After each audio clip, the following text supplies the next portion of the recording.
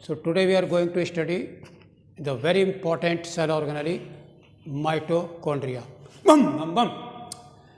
Let us just study the overview of the mitochondria. Okay.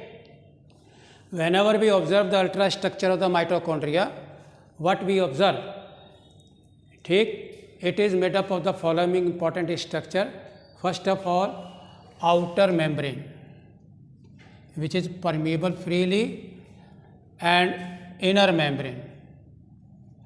In the between outer membrane and inner membrane, intermembrane space is present. Okay. Now, the inner membrane project into the matrix in the form of cristae. Okay. And the entire content of the inside the cell, that is your matrix in the mitochondria. Now, another very important cell organelle which are present in that are ribosome, and that are of 70S type, like that of prokaryote. Another very important feature in the ultrastructure that it possesses mitochondrial single copy circular DNA molecule. Okay. Normally, the question of size, if you are mentioning in nanometer, then it is 200 to 700, or if you are in micron, then 0.5 to 3 micron in size. Okay. Now, very important question for you, what is the difference between animal mitochondria and the plant mitochondria? In case of the animal mitochondria, we have got crista, and crista are just a vertical partition inside the mitochondria. While in case of the mitochondria, we have a finger-like tubular structure. Okay? That is why this is the difference between crista and the finger-like projection cristae in case of the mitochondria. So these are smaller and these are bigger. Better compartment in the animal cell because they need more energy. Now, let us take one structure of it, crista, a finger-like projection. It is being surrounded by a large number of granules present over the surface. Now, the question, why cristae are there? In order to just to increase the surface area or have a better biochemical reaction, we have got large number of surface area of the crista. So, they increase the surface area for the biochemical reaction. Okay?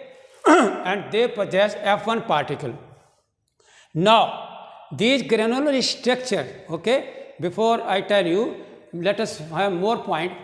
Mitochondria is a bioenergy factory, while ribosome a protein factory.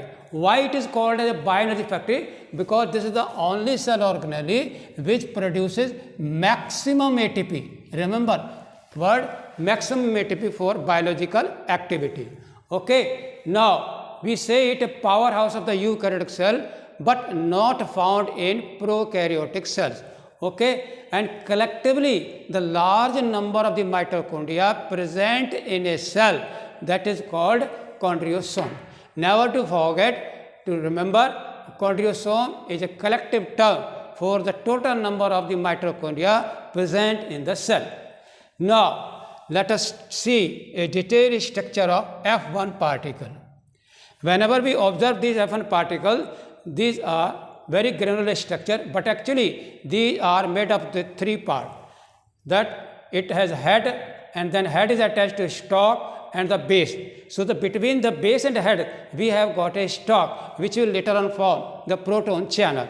Okay? And now these particles are normally named by different name. Now let us see one by one. Oxysome, and Racker's particle and elementary particle.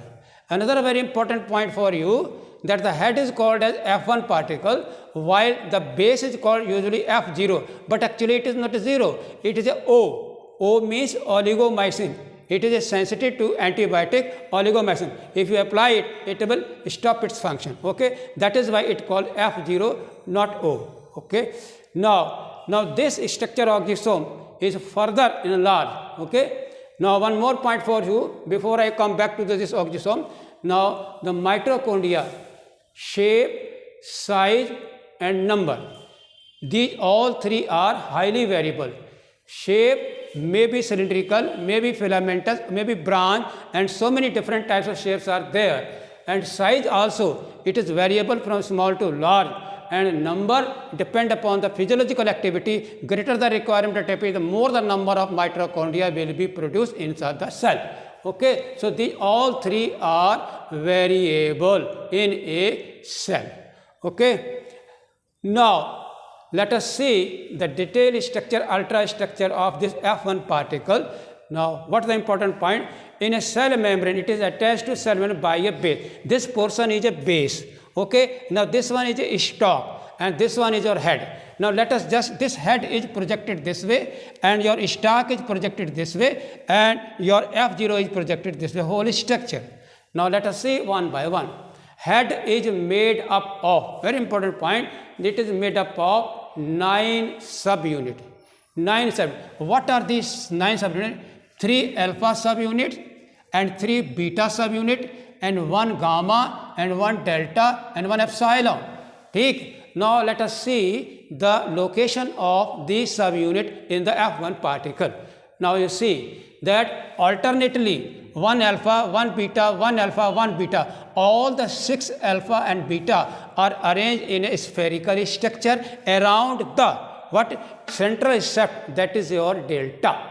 Okay, now delta is further attached to epsilon subunit present inside the F organelle subunit. Take another support, it is also supported by alpha subunit, and between the head and between this base we have got another rod-like structure of 2 beta subunit which support it, and beta support also have a delta subunit attached to it.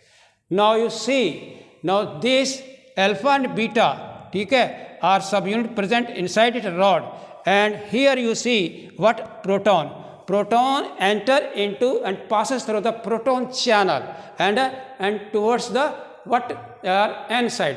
N side means matrix side, and while we see this, that is a p side, an intermembrane field. This is the place where protons are accumulated and they generate proton motive force. And due to higher concentration of proton inside the intermembrane space, the proton runs towards the matrix, and while they are turned, then they rotate the central shaft, and due to rotational of this rod and its friction, the ADP fuses with the inorganic phosphate and ATP are produced, and such type of synthesis of ATP in the oxysome, in the mitochondria, oxidative phosphorylation. And why is it so? It is due to rotational catalysis, because your rod rotates and generates energy, and that is trapped the inorganic phosphate ATP to form head. Okay, ATP here. So this is the very simple view, this mitochondria overview ultrastructure regarding the study. Okay, now let's see another part. See mitochondria in a very brief way. After studying the overview, all the structural component of the mitochondria, now you are going to have its major description of the particular term related to. Now you see, mitochondria are mobile powerhouse. Remember, inside the cytoplasm, they are not stationary, they can freely move. Wherever the energy is required, they can immediately reach to that spot to provide maximum energy. That's why they are called mobile powerhouse, either close to the nucleus or close to the membrane and anywhere in the internal structure of the cytoplasm. Powerhouse the cell because they produce maximum ATP, and in Greek word mito means thread-like structure and content means granular. And I already told you that their shape highly variable, changes according to their energy requirement. So these are highly pleomorphic cell organelle and modified according to the cell structure. Sometimes spiral in case of the sperm, or it is a branch, and so on. Okay. Now, what are the major part of these mitochondria while you describe either the NEET or in the beginning of the MSc or for competition, that I am going to give you a basic structure, the minimum requirement for the study of the mitochondria before you go in detail in the higher classes. Let us see now occurrence. The first question, mitochondria are generally found only in eukaryotic cell, not in prokaryotic cell. Though prokaryotes are aerobic and they don't have mitochondria, now the question arises, how do they show aerobic respiration? So for your kind information, In absence of the mitochondria, all the respiratory enzyme for the oxidation of complete glucose molecule, they are present in the cell membrane. That is why in the prokaryote, in the bacteria, cell membrane is also called as respiratory membrane, because all the enzymes are associated with the respiration related to aerobic respiration. Okay, boom. And now let us have a very brief typical history of the mitochondria. Three scientists are very important to put in your knowledge. First one is Rudolf Kölliker, second one is Richard Altman, and third one is Carl Benda. Now what have they discovered? Regarding Rudolf Kölliker, 1850, he was the first man to observe the mitochondria, and what he described them as a sarcome. As a sarcome. Okay, now the next question. What did the Richard Altman discover? And that is the question 1886. He gave the term bioplast, sarcosome by Kölliker and bioplast by Altman, and the actual term for mitochondria, and that was given by Carl Benda. So this is the very, very little brief history of the mitochondria related to the three important scientists, Kölliker, Altman and Benda. Now the next heading, shape. As I already told you, the shape constantly change according to the physiological requirement. So these are pleomorphic cell organelle. Now the third heading, size. This is also highly variable from 0.3 to 10 micron length, and width is 0.2 to 1 micron. Okay, and number is also variable. You see, while you are sleeping, while you are standing, or while you are running, or while you are brisk running, or you are doing exercise, whatever. So their number increases according to the requirement of energy in the body. Now you see, they have variable number according to their physiological activity of the cell. Okay. Now they are abundant in kidney care, the very, very vital organ in our human body. They constantly do something for you, kidney, to excrete out urine, and liver is a very, very important, just king of metabolism. They do have large number of mitochondria. Another very heart also possesses very large number of the mitochondria in their cardiac muscles.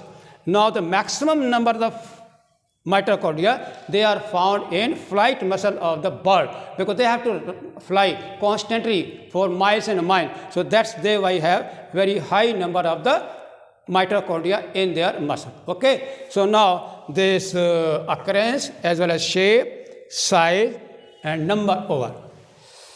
Now let us come to the structure of the mitochondria. The first question, double membranous as that of plastid. Double membrane, and it possesses outer membrane, inner membrane, and in between the two membrane, outer and inner, we have got intermembrane space. Okay, and inner membrane surround what? Matrix. In all, if you observe, mitochondria has 4 compartments. That is a very important question, that if I draw a very little diagram, this is the one compartment, and this another one, 2 compartment, and this membrane space, 3rd compartment, and inside it is the 4 compartment. Now you see, the first one is your outer membrane, first one. Okay, and intermembrane space between these 2, and the 3rd one is inner membrane, and 4th one is matrix. And remember, intermembrane space, this one and this one, these are the 2 aqueous compartments. Take outside membrane, cytoplasm, inside intermembrane space. This is the intermembrane space where the proton accumulate to generate proton motive force. Okay, the most important contribution of intermembrane space, it provides this sufficient space for the accumulation of proton. Okay. Now the inner membrane, this is another very important point. It has the ability to just envisage inside the matrix to form either tubular structure or a crystal flat structure to just compartmentalize, to have a maximum surface area for the biochemical activities. So now we can summary the 4 compartment: outer membrane, intermembrane space, inner membrane and matrix. Okay, cristae देखिए, मैंने आपको पहले ही बताया है कि these are the flat finger like projection और flat partition present inside the matrix of the mitochondria, and they possess large number of the granule, and to whom we called as a oxysome. A very important part for the rotatory catalyst, as I told you in the overview of the diagram. Now another very important point in its structure is empty DNA. Mitochondria have a single circular DNA, self-rotating, semi-autonomous structure is called due to presence of mitochondrial DNA. And for the first time, this mitochondrial DNA was discovered by Nash and Nash in 1963. And this also show maternal inheritance due to mitochondria. Now next very important question, what type of stains are used for staining the mitochondria? So I have given the two, Janus green and rhodamine 1, 2, 3. Okay, these are the two most important vital stains for the mitochondria used. Now we come back to question functions of the mitochondria. As I already told you, why do we call it as semi-autonomous? Because these have circular DNA, self-replicating molecule. They have their own independent existence and divide by binary fission. If the question arises, how to multiply or replicate mitochondria, your answer is binary fission. They divide into two parts. Now another important point, functions of the mitochondria. The first most important function is site of aerobic response. Remember, cytoplasm is the site of incomplete oxidation of glucose, while mitochondria is the site of a complete oxidation of the glucose in the presence of oxygen, and that called oxidative phosphorylation, ATP synthesis in the presence of O2. That is the most important function of the mitochondria, to produce maximum energy in a eukaryotic cell. Okay, now how much energy of the glucose molecule is used? Another question. 40% energy of the glucose is used in synthesis of ATP. Remaining 60% that generate heat. Now you can imagine, why do you have a warm blooded? Mammalia and aves are warm blooded. They need high temperature, and that temperature is provided by the mitochondria by oxidizing the glucose molecule. The 60% of the energy is used as a heat in eukaryotic cell. So that's a thermogenesis, heat generated. And another very important question, beta oxidation of fat. As you know that the human body and all the animals have extra adipose tissue, a reserve energy, and the fats, to get energy, first of all they will have to undergo beta oxidation to have acetyl coenzyme A, and that produces huge amount of energy while enter into mitochondria. Okay, lipogenesis, there can't be any synthesis of fatty acid without the help of mitochondria, because acetyl coenzyme is the raw material precursor which is utilized for the synthesis of fatty acid. Boom! Harium. Another very important question, apoptosis. Apoptosis is a programmed cell death. Suppose the cell does not want to live or any causal organism due to some factor, and it can cause its own death. That is called as programmed cell death by mitochondria. They have certain factors which are generated only in mitochondria to kill the cell itself. Now, because it possesses also, as I told you, that mitochondria also have 70S ribosome. So they can have also their protein synthesis to synthesize some of the polypeptide chain or some of the enzyme. Okay, now if you student of MSc botany, you can also have the photorespiration, and mitochondria also participate along with the chloroplast and peroxisome as well as mitochondria. These are the three cell organelles which participate in the photorespiration, a hormonal process.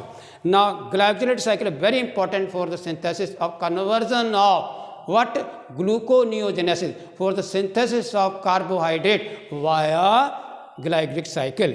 And another very important ornithine cycle, we cannot have a synthesis of urea or a urea cycle without the help of mitochondria. Carbonyl phosphate is generated in the mitochondria. Okay, and to produce less harmful urea, urine from urea.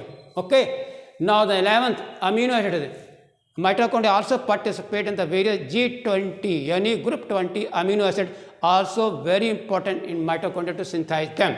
and I already told you maternal inheritance, and lastly they are very rich source of the storage of calcium. Whenever energy is required, they can produce large number of calcium ion stored in the mitochondria. Now in a brief, we can now see the summary that really they are very pleomorphic, and they are the only site which are responsible for the maximum energy, and that is why they are called powerhouse of the cell, the main source of ATP energy, and collectively that called chondriosome. ठीक है, and the most important part for the biological oxidation or oxidative phosphorylation, that is your oxisome, variously known as F1 particle, Raker particle, elementary particle or oxisome. Thank you very much. This is all for today.